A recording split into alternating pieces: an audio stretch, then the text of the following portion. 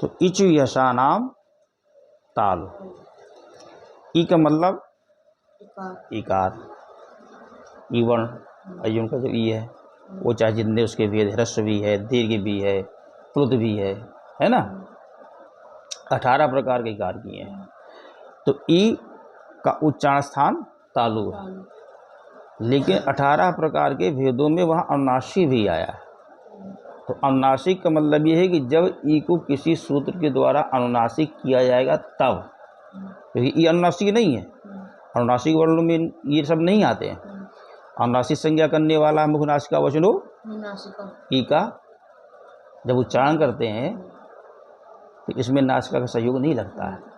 लेकिन जब कभी कहीं किसी सूत्र के द्वारा अनुनासिक का विधान किया जाएगा तब वहाँ अनुनासिक भी हो जाएगा। जैसे ह्रस्व उदात्त अनुनासिक और अननुनासिक, ह्रस्व अनुदात्त अनुनासिक अननुनासिक, ह्रस्व सहित अनुनासिक अनुनासिक, ये 6 भेद किए गए, ह्रस्व के भी, दीर्घ के भी, प्लुत के भी। तो ये अनुनासिक इसलिए उन्होंने कहा है कि जब कहीं किसी सूत्र के द्वारा अनुनासिक का विधान हो तब वो अनुनासिक होगा, उस स्थिति में नासिका का सहयोग हो जाएगा। तो ई का मतलब इकार, चू का मतलब चवर। तो चवर में कितने अक्षर आते हैं? 5। चा, छा, जा, झा, या, यकार, ठीक है। शा, सा यहाँ पे शकार लिया जाएगा, तालव्य शकार। कौन सा शकार? तालव्य शकार। हालांकि तालव्य का मतलब ये होता है कि तालु नामक उच्चारण स्थान में उच्चरित होने वाले जो वर्ण हैं सब तालव्य कहलाएंगे, लेकिन अन्य किसी वर्ण के आगे ये नहीं कहते हैं कि इकार को तालव्य, चवर को तालव्य, इस तरह से बोलते नहीं, जबकि हैं तालव्य। वो शकार के बारे में तालव्य बोलते हैं, वो भी इसलिए कि शकार 3 प्रकार का है। तो जब तालव्य शकार कह देते हैं तो जिसको सीटी वाला शकार कहते हैं ना, वो उस वाले शकार का ग्रहण हो जाता है। तालव्य शकार का उच्चारण स्थान, इनका उच्चारण स्थान क्या है? तालु। तालु। इकार, चवर, यकार और तालव्य शकार का उच्चारण स्थान तालु है। जब बोलते हो ना ई, है ना, ई बोलो तो जीभ कहीं लगती होगी, ई बोलने में थोड़ा कम समझ में आता। बोलो चा, छा, जा, झा, है ना, चा, छा, जा, झा, या। तो जब चा, छा, जा, झा, या बोलते हो, सा बोलते हो, तो जीभ मुंह में जिस जगह पे लगती है उस स्थान को तालु बोलते हैं। इच यशा नाम तालु, ये हो गया। फिर उन्होंने कहा रि टूर्षाणाम मूर्धा, रि टू र सा राम मूर्धा। रि, रिवर्ण है, रिकार,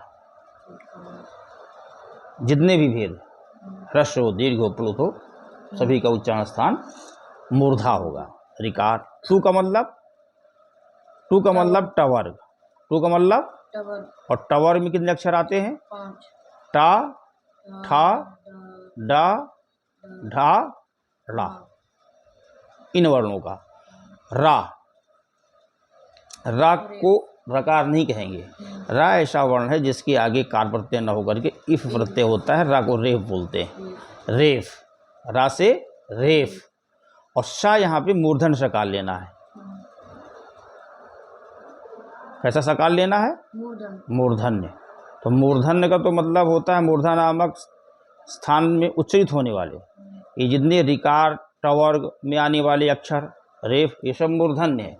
लेकिन इनको मूर्धन्य विशेषण लगाने की आवश्यकता नहीं पड़ती है, समझ रहे हो ना। मूर्धन्य विशेषण लगाने की आवश्यकता पड़ती है शकार में, क्योंकि शकार के 3 भेद हैं। केवल शकार कहें पता नहीं कौन क्या कोई समझ ले। जब मूर्धन्य कहेंगे तो मूर्धन शकार से यही वाला शकार लिया जाएगा।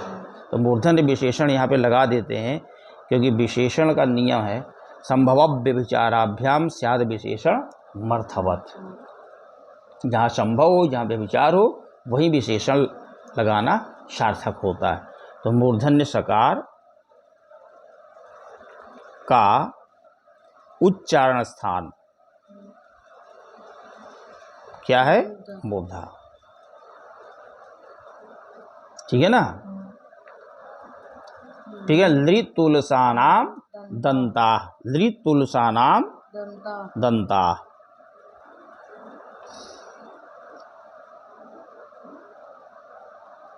लृ लृकार, ऋ में है ना लृ,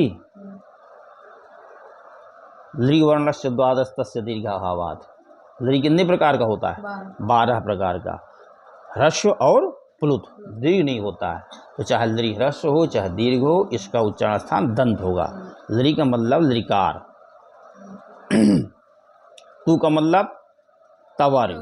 तवर में कितने अक्षर आते हैं? 5। कौन कौन से? ता, था, दा, धा, ना। ल लकार, ठीक है। और सा, सा यहाँ पे दंत सकार, ऐसा सकार जिसका उच्चारण स्थान दंत है, दंत सकार।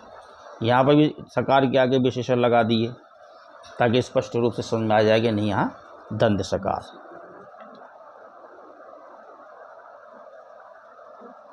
का उच्चारण स्थान क्या है? दंत है। तो बोलिए बतलाओ कि अगर इन वर्णों का उच्चारण स्थान दंत है तो जिन लोगों के दांत नहीं होते हैं, जो भग्न दंत हैं, जिनके दांत टूट गए हैं या जिनके दांत अभी नहीं निकले हुए हैं, तो वो ये और अक्षरों को कैसे बोलते होंगे? तो कहते हैं दंत का मतलब दांत के समीप वाला स्थान, बिल्कुल दांत के समीप वाला स्थान, जड़ जैसी नहीं होती दांत के बिल्कुल पास, वो चीज लेनी है। लृतुलसानाम दंता। फिर कह रहे हैं उपपद्मानीयानाम मोष्ठौ। क्या कह रहे हैं? उपपद्मानीयानाम मोष्ठौ। फिर से बोलो एक बार। उपपद्मानीयानाम मोष्ठौ। उपपद्मानीयानाम मोष्ठौ। अब यहाँ थोड़ा ध्यान देना, उ पू, पू में ध्यान देना है। उ का मतलब उकार, उ का मतलब उकार। अब ह्रस्व हो, दीर्घ हो, प्लुत हो, उनके जो ही भेद हैं, इनका उच्चारण स्थान उकार के जितने ही भेद हैं सबका उच्चारण स्थान ओष्ठ है और ये अनुनासिक है। लेकिन कहीं पर किसी सूत्र के द्वारा जब ये अनुनासिक कर दिया जाएगा तो वहाँ नासिका लग जाएगा ओष्ठ के साथ में, ठीक है ना। तो उकार का और पू, पू में दो चीजें हैं, पू और उपधमानी। पू का मतलब पवर, पवर में कितने अक्षर आते हैं? 5। पा, फा, बा, भा, अम्मा, ठीक है। अब फिर आया उपधमानी और उपधमानी। अब ये उपधमानी क्या है ये आगे बदलाएंगे, स्वयं आगे स्पष्ट इसकी व्याख्या करेंगे। उपधमानीय का उच्चारण स्थान ओष्ठ है, ठीक है। उ उकार, पु पवर, पवर का मतलब पा, फा, बा, भा, मा, और उपधमानी का उच्चारण स्थान ओष्ठ है। यम ङ ना नाम, यम ङ ना नाम नासिका च। अब देखो चा जो होता है समुच्चयार्थक होता है, और तो और का मतलब पहले इन्होंने कुछ कहा है, तो यहाँ है, यहाँ जिस वर्ग में आया है, तो यहाँ किस वर्ग में आता है? चवर्ग में। और चवर्ग का उच्चारण स्थान क्या है? इच्वेशा नाम तालु। तो यहाँ जिस वर्ग में पढ़ा गया है उस वर्ग का जो उच्चारण स्थान होता है वह तो होगा ही, साथ में नासिका भी। इसी तरीके से माँ, माँ किस वर्ग में आता है? पवर्ग में। तो उपपद्मानीया नाम ओष्ठ, तो पवर का उच्चारण स्थान है ओष्ठ, तो मकार का उच्चारण स्थान ओष्ठ तो होता ही है, लेकिन नासिका भी होता है, ओष्ठ और नासिका। इसी प्रकार से ङा किस वर्ग में आता है? कवर्ग में। और कवर का उच्चारण स्थान क्या है? कवर का अकु विसर्जनीय नाम कंठ, कंठ। तो ङा का कंठ तो उच्चारण स्थान होता ही है, लेकिन नासिका भी होता है। इसी प्रकार से ला, ढ़ किस वर्ग में आता है? ट वर्ग में। यदि टूषा नाम मूर्धा तो इसका उच्चारण स्थान मूर्धा तो होता ही है और नाश का भी होता है। ना किस वर्ग में आया? ता क वर्ग में। तो तवर्ग का उच्चारण स्थान क्या है? दंत। तो दंत तो उच्चारण स्थान होगा ही, साथ में नासिका और बढ़ जाएगा। ठीक है ना?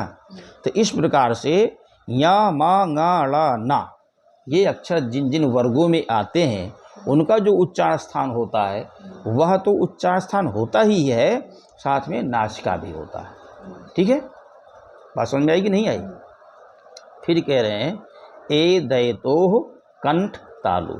ए ऐ ओ औ ये ऐसे अक्षर हैं जो दो दो अक्षर मिल करके बनते हैं, दो दो अच मिल करके बने हैं। इनके उच्चारण स्थान दो दो हैं।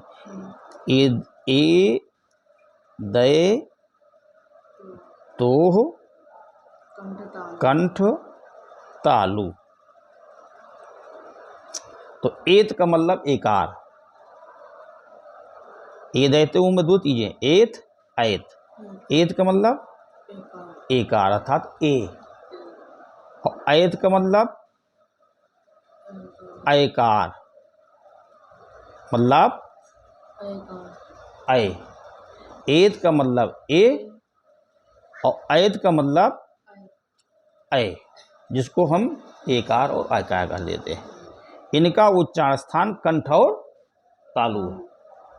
इनका उच्चारण स्थान कंठ और तालु। ओ दौ तो, क्योंकि ए जो है ना आ ई मिल करके ए बनता है और आ ए मिल करके ऐ बनता है। तो आ का उच्चारण स्थान कंठ, ई का उच्चारण स्थान तालु। ओ दौ तो कंठोष्ठम। ओत और औत। ओ दौ तो में दो बातें आ गई, दो चीज, ओत औत। इनका उच्चारण स्थान क्या है? कंठ और ओष्ठ। ओत का मतलब ओ, जिसको ओकार कहते हैं, और औत का मतलब औ, जिसको हम औकार कहते हैं। इनका उच्चारण स्थान क्या है? कंठ और इनका उच्चारण स्थान कंठ और ओष्ठ होता है। अब इनका उच्चारण स्थान दो दो है। अब दोनों जब बोलोगे ना तो एक साथ दोनों स्थानों से उच्चित होंगे, ऐसा नहीं कि पहले कंठ फिर ओष्ठ। एक साथ वकारस्य दंतोष्ठम। वकार का वकारस्य वकार का उच्चारण स्थान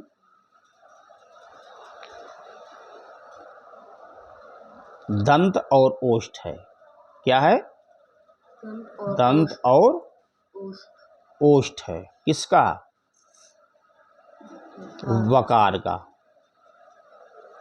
वकार का उच्चारण स्थान दंत और ओष्ठ है। जिह्वा मूलीयस्य, जिह्वा मूलम। क्या है? जिह्वा मूलीयस्य, जिह्वा मूलम। जिह्वा मूलीय का उच्चारण स्थान जिह्वा मूल होता है। जिह्वा मूल का मतलब है जिह्वा माने जीभ, जीभ का मूल स्थान। मूल का मतलब जहाँ जीभ से निकलती, जहाँ जीभ निकलती है, जहाँ से जीभ निकलती है। अब जिह्वा मूली क्या है ये भी आगे बदलाएंगे। नासिका अनुस्वारस्य, नासिका नुस्वारस्य, अनुस्वारस्य नासिका। अनुस्वारस्य, अनुस्वार का उच्चारण स्थान नासिका होता है। अनुस्वार का उच्चारण स्थान नासिका होता है। अनुस्वार का उच्चारण स्थान क्या होता है? नासिका। जब अनुस्वार बोलते हैं ना, नाक से बोलते हैं। अब ये वर्णों के उच्चारण स्थान बदला दिया इन्होंने। तुल्याश्र प्रथम सवर्णम सूत्र सवर्ण संज्ञा करता है। सवर्ण संज्ञा के लिए दो बातों की आवश्यकता होती है, वर्णों के उच्चारण स्थान और आभ्यंतर पद। यही तो दोनों तुल्य होनी चाहिए। अब जिन दो वर्णों की हम सवर्ण संज्ञा करते हैं उन दोनों वर्णों का क्या तुल्य होना चाहिए? उच्चारण स्थान और आभ्यंतर पद। तो उच्चारण स्थान तो उन्होंने बदला दिया, अब बदला रहे हैं प्रयत्न के बारे में। तो कह रहे हैं यत्नो द्विधा, यत्नो द्विधा, द्वाभ्याम प्रकाराभ्याम वर्तते इद द्विधा। जो दो प्रकार से हो उसको कहते हैं द्विधा। तो यत्न कहते हैं दो प्रकार का होता है, यत्न दो प्रकार का होता है। यत्न कितने प्रकार का होता है? दो प्रकार का। कौन कौन? आभ्यंतरो बाह्यश्च, आभ्यंतर और बाह्य। तो यत्न दो प्रकार का होता है, पहला आभ्यंतर और दूसरा बाह्य। आद्यः पंचधा, आद्यः पंचधा, आद्यः आदौ भवः आद्यः। आदि में होने वाला जो है वो पंचधा, पंचभीर प्रकार वर्तते थी पंचधा। बोले वो 5 प्रकार से है, यानी आदि वाला जो है वो 5 प्रकार का होता है। तो बोले आदि वाले से किस चलेंगे? बोले आदौ भवः, जो आदि में हो। आदि माने पहले। तो पहले कौन है?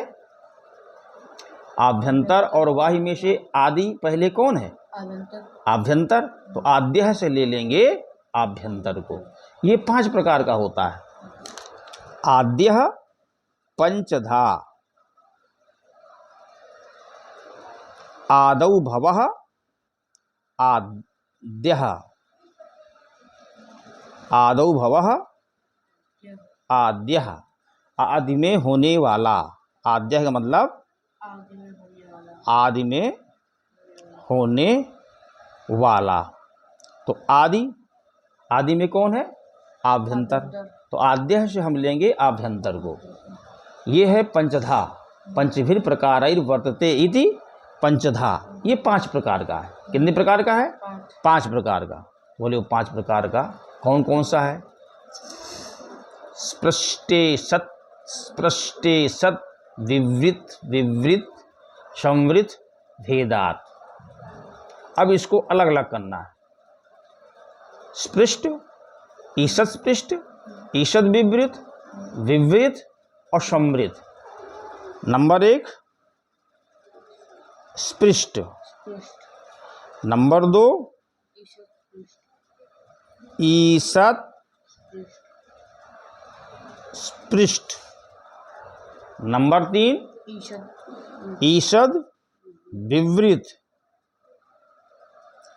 ईषद विवृत, नंबर 4 विवृत, नंबर 5 संवृत। ये आभ्यंतर प्रश्न के 5 भेद हो गए। आभ्यंतर प्रश्न कितने प्रकार का होता है? 5 प्रकार का। स्पृष्ट, ईषद स्पृष्ट, ईषद विवृत, विवृत और संवृत। तो ल्यास प्रथम सवर्णम सूत्र में सवर्ण संज्ञा के लिए हमें आभ्यंतर प्रश्न चाहिए। ये आभ्यंतर प्रश्न है। ये आभ्यंतर प्रश्न कितने प्रकार के हैं? 5 प्रकार के।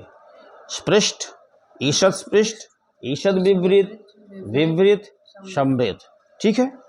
तो 5 प्रकार तो तुमने बतलाया। अब बात ये आएगी किस वर्ण का कौन सा आभ्यंतर प्रश्न होता है, ये कैसे जानेंगे? ठीक है ना। आभ्यंतर प्रश्न कितने प्रकार का होता है? 5 प्रकार का। उन्होंने बदला भी दिया। लेकिन अब ये देखेंगे कि किस वर्ण का कौन सा आभ्यंतर प्रश्न होता है, ये कैसे देखेंगे? तो इसको इन्होंने बदलाया। तत्र स्पृष्टम प्रयत्नम स्पर्शानाम, तत्र स्पृष्टम प्रयत्नम स्पर्शानाम। थोड़ा ध्यान देके सुनोगे तो समझ में आ जाएगा। तत्र स्पृष्टम प्रयत्नम स्पर्शानाम। तत्र उनमें, उनमें किनमें? उन 5 प्रकार के आभ्यंतर प्रयत्नों में। स्पृष्टम प्रयत्नम स्पर्शानाम, स्पर्शानाम यानी वर्णों में कुछ वर्ण ऐसे हैं जिनका नाम रख दिया गया स्पर्श। तो अब जिन वर्णों का नाम रख दिया गया स्पर्श, जैसे क्योंकि संज्ञा है ना, तो जिनकी संज्ञा होगी तो संज्ञा से उसका बोध होगा। संज्ञा संज्ञी का बोध कराता है। देखो, जिसकी संज्ञा होती है, जिसकी, वो संज्ञी कहलाता है।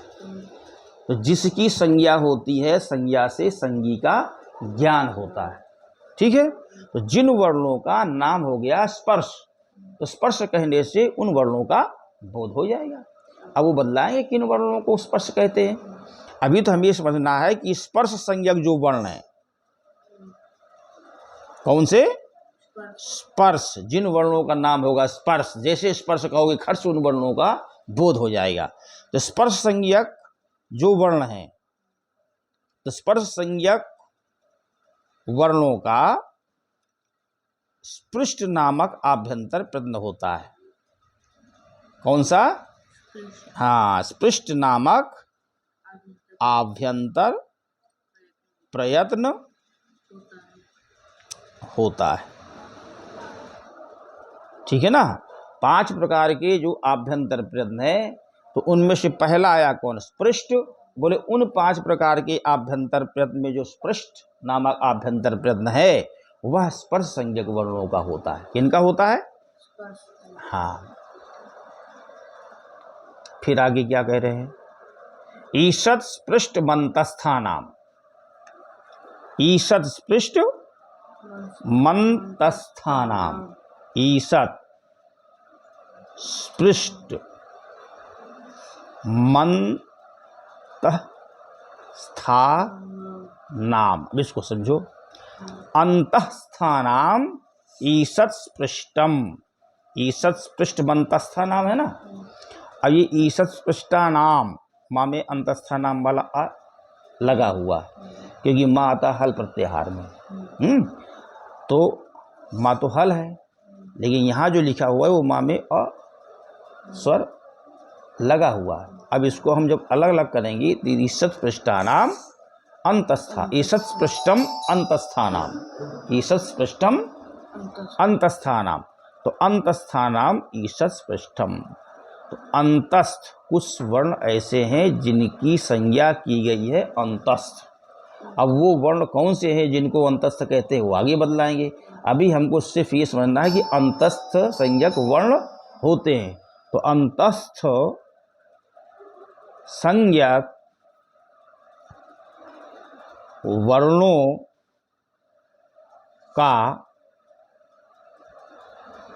ईषत् स्पृष्ट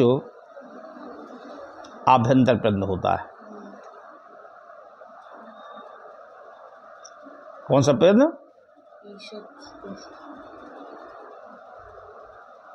किनका? अंतस्थ संज्ञक वर्णों का। अंतस्थ संज्ञक वर्णों का ईषत् स्पृष्ट आभ्यंतर प्रयत्न होता है। फिर ईषद विवृत मूष्मणाम। ऊष्मणाम ईषद विवृतम। ऊष्मणाम ईषद विवृतम। ईषद विवृतम ऊष्मणाम। तो कुछ वर्ण ऐसे हैं जिनकी संज्ञा हो जाती है ऊष्म। और वो वर्ण कौन है वो आगे स्वयं बतलाएंगे। तो ऊष्म संज्ञक जो वर्ण है उनका ईषद विवृत नामक आभ्यंतर प्रयत्न होता है। जो ऊष्म संज्ञक वर्ण है उनका ईषद विवृत आभ्यंतर प्रयत्न होता है। ईषद विवृत जो आभ्यंतर प्रयत्न है किन वर्णों का होता है? ऊष्म संज्ञक वर्णों का। ठीक है। जिन वर्णों की संज्ञा होगी ऊष्म, जो वर्ण ऊष्म कहलाएंगे, उनका ईषद विवृत आभ्यंतर प्रयत्न होता है। और विवृतम स्वराणाम। स्वराणाम विवृतम। स्वराणाम, हाँ, विवृतम स्वराणाम इन्होंने कहा। बोले जो स्वर संज्ञक वर्ण है, जिनको स्वर कहते हैं, उनका विवृत नामक आभ्यंतर प्रयत्न होता है। स्वर, स्वर वही है अच। अच प्रत्याहार आखिर में सब बदलाएंगे आगे, लेकिन अच प्रत्याहार में आने वाले जो वर्ण हैं उन्हीं को क्या कहते हैं? स्वर। पहले पढ़े भी वो स्वर व्यंजन। तो स्वर से कौन लेते हैं? किनको लेते हैं? अच को। आ ई उ रिल री ए ओ ऐ औ, यही तो है स्वर। इनका विवृत नामक आभ्यंतर प्रश्न होता है। स्वर संज्ञक वर्णों का विवृत नामक आभ्यंतर प्रयत्न होता है। जो स्वर है ना, तो स्वरों का आभ्यंतर प्रयत्न क्या होता है? विवृत। स्वरों का विवृत आभ्यंतर प्रयत्न होता है। फिर कह रहे हैं एक बात यहाँ विशेष महत्वपूर्ण है, ये उन्होंने कहा कि ह्रस्वस्य वर्णस्य प्रयोगे संवृतम। ह्रस्वस्य अवर्णस्य प्रयोगे संवृतम। ह्रस्व जो आकार होता है ना, बोले ह्रस्व आकार का प्रयोग में संवृत होता है, और प्रक्रिया दशायां तो विवृतम एवं, और प्रक्रिया दशा में विवृत ही होता है। यानी ह्रस्व आकार का प्रयोग में, प्रयोग का मतलब बोलचाल, जब सूत्र लग करके शब्द सिद्ध हो जाता है फिर उसको हम बोलते हैं, उसको कहते हैं प्रयोग। प्रयोग का मतलब बोलचाल, जैसे हम बोल रहे हैं, ये शब्दों का प्रयोग कर रहे हैं। और प्रक्रिया दशा कहते हैं साधनिका अवस्था को। प्रक्रिया दशा कहते हैं साधनिका अवस्था को, जिस वक्त हम सूत्र लगा करके शब्द सिद्ध करते हैं, है ना, उस दशा को कहते हैं प्रक्रिया दशा। जब प्रक्रिया दशा होगी तो प्रक्रिया दशा में ह्रस्व आकार का, ह्रस्व आकार की बात कर रहे हैं, बाकी दीर्घ प्लुत की बात नहीं कर रहे हैं। किसकी बात कर रहे हैं? हाँ, ह्रस्व आकार का प्रयोग में, प्रयोग मतलब बोलचाल, शब्द सिद्ध कर लिए, सूत्र लगाए, सूत्र लगा करके शब्द सिद्ध कर लिए, अब उनका प्रयोग करते हैं ना, उसी कहते हैं बोलचाल में। प्रयोग में यानी बोलचाल में। तो ह्रस्व आकार का प्रयोग में संवृत नामक आभ्यंतर प्रयत्न होता है। ह्रस्व आकार का संवृत आभ्यंतर प्रयत्न कब होता है? ह्रस्व आकार का संवृत आभ्यंतर प्रयत्न कब होगा? बोलचाल में, प्रयोग में। ह्रस्व आ जो है उसका बोलचाल में जब हम प्रयोग करेंगे, शब्द प्रयोग करते हैं ना बोलचाल में, उस वक्त कौन सा आभ्यंतर प्रयत्न होगा? संवृत। बोलचाल में ह्रस्व आकार का कौन सा आभ्यंतर प्रयत्न होगा? संवृत। और प्रक्रिया दशा में, और प्रक्रिया दशा में, प्रक्रिया दशा मतलब जिस समय सूत्र लगा करके हम शब्द सिद्ध करेंगे, है ना, जिस समय शास्त्र यानी सूत्र की प्रवृत्ति होती है, उस स्थिति में, साधनिका अवस्था में, उसको कहते हैं साधनिका अवस्था। जिस समय सूत्र लगाते हैं ना, उस स्थिति को, उस अवस्था को साधनिका अवस्था कहते हैं, उसको बोलते हैं प्रक्रिया दशा। ठीक है, तो प्रक्रिया दशा में विवृत होता है। अब इसको समझो, ह्रस्व आकार है, तो ह्रस्व आकार का इन्होंने कहा कि दो आभ्यंतर प्रयत्न होंगे, संवृत और विवृत। ये तो बड़ी मुश्किल स्थिति हो गई। अरे भाई, जब ह्रस्व आकार के दो आभ्यंतर प्रयत्न होंगे, संवृत और विवृत, तो कब संवृत होगा और कब विवृत होगा? तो बोले उसको स्पष्ट बतला दे रहे हैं। बोले क्या? बोले ह्रस्व आकार का जब प्रयोग करोगे, यानी जब बोलोगे, तो ऐसी स्थिति में उसका आभ्यंतर प्रयत्न हो जाएगा संवृत, बोलने में। और जब प्रक्रिया दशा होगी, यानी जब तुम सूत्र लगाओगे, उस स्थिति में होगा उसका आभ्यंतर प्रयत्न विवृत। दो है ना, संवृत, ऐसे समझो, संवृत विवृत। और है कौन इधर? किसकी बात चला रहे हैं? ह्रस्व आकार। किसकी बात कर रहे हैं? ह्रस्व आकार। ह्रस्व आकार है, इसके दो आभ्यंतर प्रयत्न होंगे, संवृत विवृत।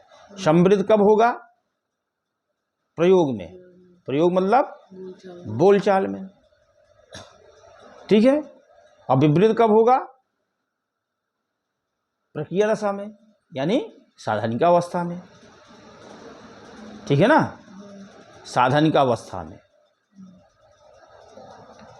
ये बात चल रही है ह्रस्वकार की, यानी ह्रस्वकार के दो अभ्यंतर प्रश्न होंगे, समृद्ध और विपरीत। तो समृद्ध कब होगा? बोलचाल में, बोलचाल में। और विपरीत कब होगा?